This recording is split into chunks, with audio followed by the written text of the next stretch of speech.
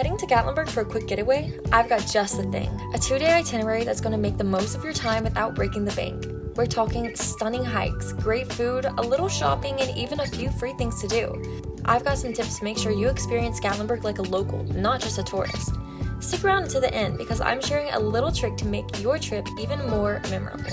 Alright, let's get started. First things first, you gotta get out into the Great Smoky Mountains. If you're like me, starting your day with a little fresh air sets the right tone. I recommend kicking off with a hike in the Cataract Falls Trail. It's an easy half-mile walk that gets you up close to nature without wearing you out for the rest of the day. The trail is pretty quiet, especially in the early morning, and when you reach the waterfall, it's this peaceful spot that almost feels like a secret, even though it's just minutes from the town. And the best part, it's free. You'll get some beautiful photos too. After that, you're gonna need some fuel, and there's no better place than the Pancake Pantry. This place has been around forever, and once you take a bite of their sweet potato pancakes, you'll understand why. The place gets busy, but the wait is part of the experience and it's so worth it. Plus, the people watching is top notch. Now that you got some food in you, it's time for a scenic drive. The Roaring Fork Motor Nature Trail is a one-way loop that takes you through lush forests, past historic cabins, and alongside babbling brooks.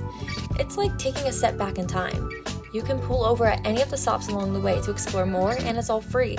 Keep your eyes peeled for wildlife. I've spotted everything from wild turkeys to black bears on this trail. It's a great way to experience the beauty of the Smokies without having to hike for miles. When lunchtime rolls around, head to the Park Grill. It's right near the entrance to the national park, so it's super convenient after your morning adventures. The rustic decor is pure mountain charm, and the menu is full of hearty options. Their hickory grilled steaks are fantastic, and if you're trying to get local flavors, go for the moonshine chicken. The salad bar is also a highlight, fresh, and it has everything you could want. For the afternoon, slow it down a bit and take a drive along the Gatlinburg Arts and Crafts Community Loop. This area is packed with studios, galleries, and shops where local artists and craftspeople sell their work. It's not just a shopping trip, it's like getting a peek into the creative heart of Gatlinburg. You'll find everything from hand-thrown pottery to beautifully crafted jewelry. Even if you don't buy anything, it's just fun to see all the talent in this area.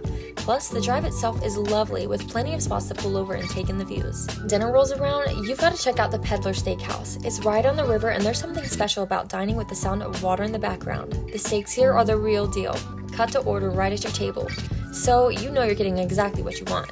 They also have a killer salad bar that could almost be a meal itself. If you're celebrating something or you just want to treat yourself, this is the place to do it. After dinner, if you're up for it, make the drive up to Clingman's Dome to catch the sunset. This is the highest point in the Smokies, and the view is something else. It's about a half-mile walk from the parking lot to the observation tower, but trust me, the 360-degree view at the top is worth every single step.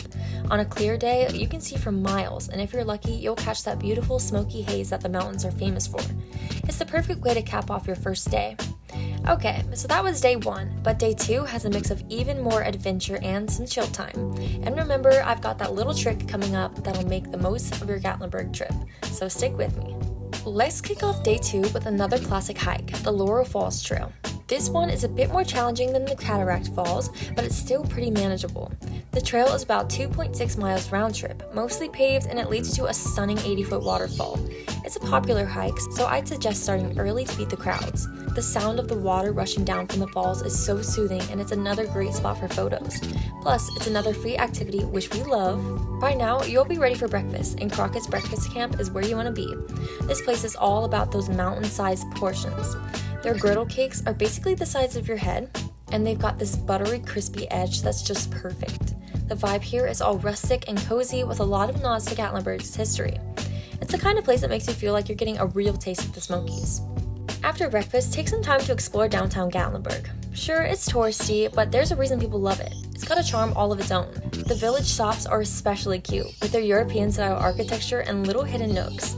If you've got a sweet tooth, stop by the Donut Fryer for a coffee and a donut.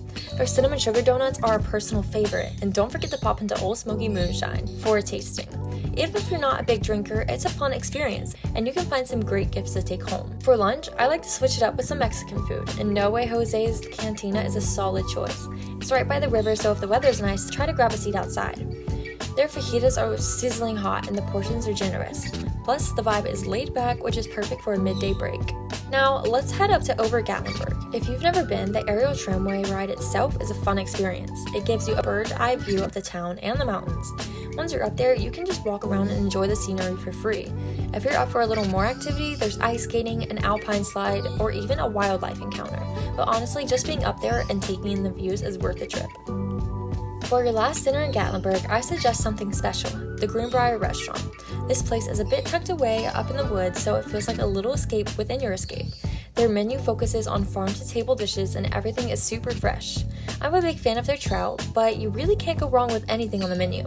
Their atmosphere is cozy and intimate, perfect for reflecting on your trip and maybe even planning your next one.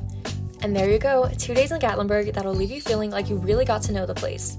Now, here's that little tip I promised. When you're planning your trip, try to go during the week if you can. Gatlinburg gets packed on the weekends, and going midweek not only means fewer crowds, but also better chances of scoring deals on hotels and activities. Plus, you'll get to experience the town at a more relaxed pace, which is what Gatlinburg is really all about. So grab your calendar, pick some dates, and get ready for a trip that's equal parts adventure and relaxation. Let me know what you're most excited to do in the comments below, and as always, thank you for hanging out with me.